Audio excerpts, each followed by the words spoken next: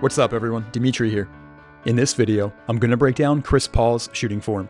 CP3 has a pretty textbook looking jump shot. His 3-point percentage is good, not elite, but we all know CP's bread and butter is that mid-range pull-up. I'll show you what he does different with his mid-range form, as well as the other pieces that make up his jumper.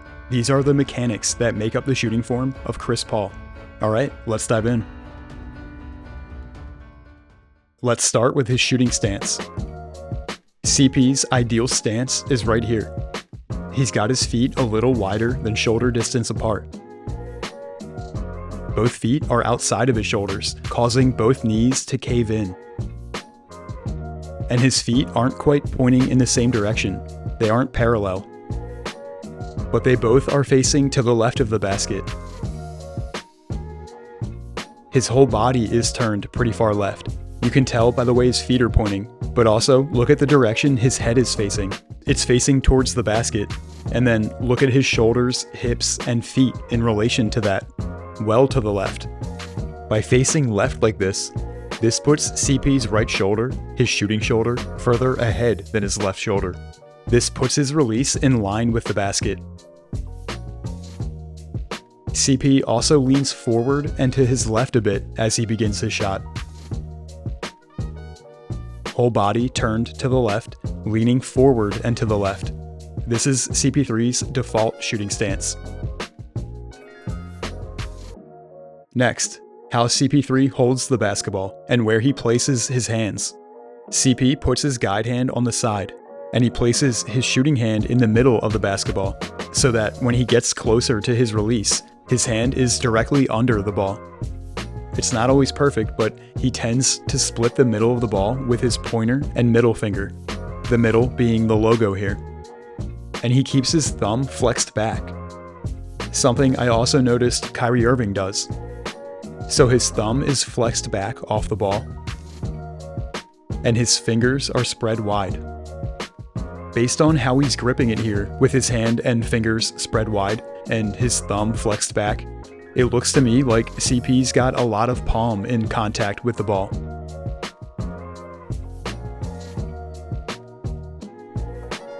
And then from this angle, you can see there's not much airspace there between the ball and his palm. It's not a Damian Lillard level of palm, but the ball certainly isn't raised up onto his finger pads.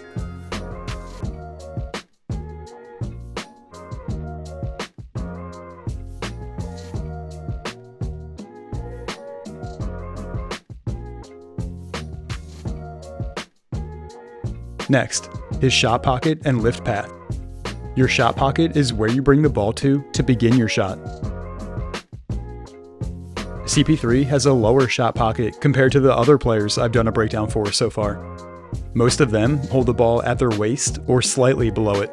CP brings the ball down even further. He brings the ball down to just above his knees. This is partly a byproduct of the fact that he leans forward to start his shot. Leaning forward is naturally going to bring the ball down lower.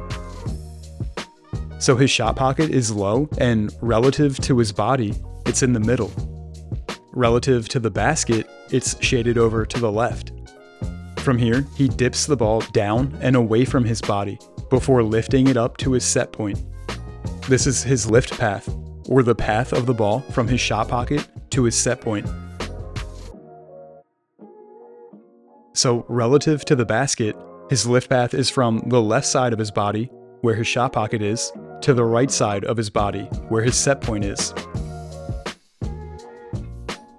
CP3 is also really good at adjusting his lift path when he needs to. With his defender putting his right hand up, instead of bringing the ball up the left side of his body like he normally does, CP3 adjusts his lift path and brings the ball up the right side of his body. Okay, the next part of Chris Paul's shooting form, his set point. From his shot pocket, CP3 lifts the ball to his set point, here, before actually shooting the ball to the basket. CP3 has a high set point, meaning he brings the ball up above his head, to the right side of his body,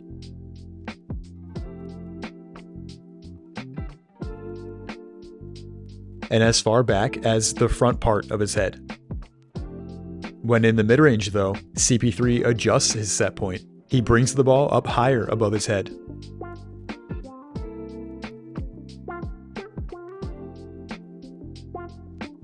And sometimes further back too.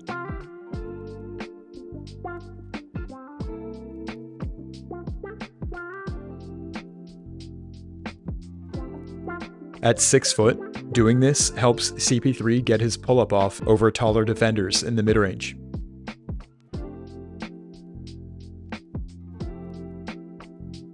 By bringing the ball above his head, CP3's shooting elbow points upwards when he's at his set point as a result, and his forearm and wrist are flexed back at these angles here, so that his shooting hand is now under the ball and facing upwards. At his set point, CP3's upper arm and shooting elbow face the basket, and his forearm is tilted over to his left.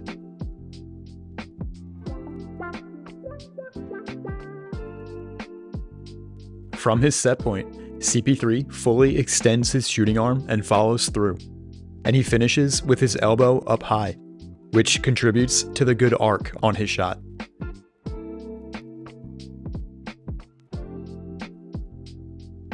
Sometimes when he's in the mid-range though, or when heavily contested, he won't extend his arm fully. His arm stays bent a bit on his release.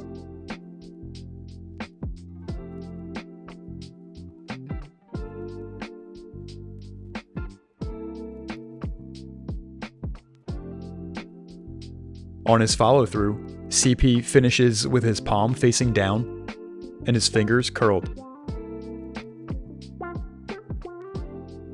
And here's his fingers as they leave the ball. His pointer, middle, and ring finger curl forward and push the ball.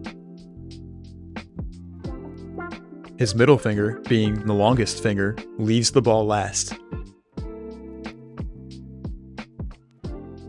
Earlier, I mentioned how CP3's fingers are spread on the ball to start. As he shoots, his fingers squeeze together a bit and finish closer together than they were.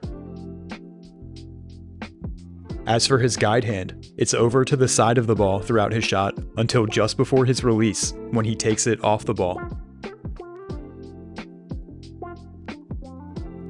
He removes his guide hand by slightly flexing his wrist back. And now, with it completely off the ball, there's zero interference from his guide hand as he releases. Okay, last thing with CP3's release, his eyes. After he shoots, CP3 keeps his eyes on the basket. He doesn't lift his eyes to watch the ball.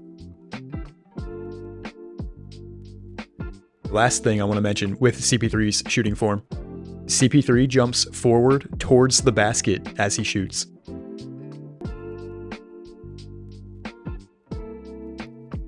And he sways to his left. He rotates to his left a little in midair. He also kicks his legs forward a lot too, especially in the mid-range. He's constantly fading away and kicking that right leg out. This is one of those defining characteristics of CP3's jumper. Like for me, when I think of Chris Paul's shooting form, this is what I see in my head right here.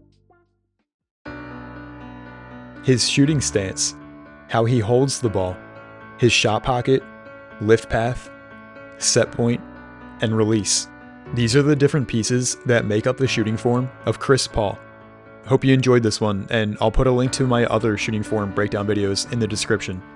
And if you'd like to support me and unlock a few members-only perks, you can do so by hitting that join button below this video or on my channel page. Alright, that's gonna do it for this one. Thanks for watching, and I'll see you in the next one.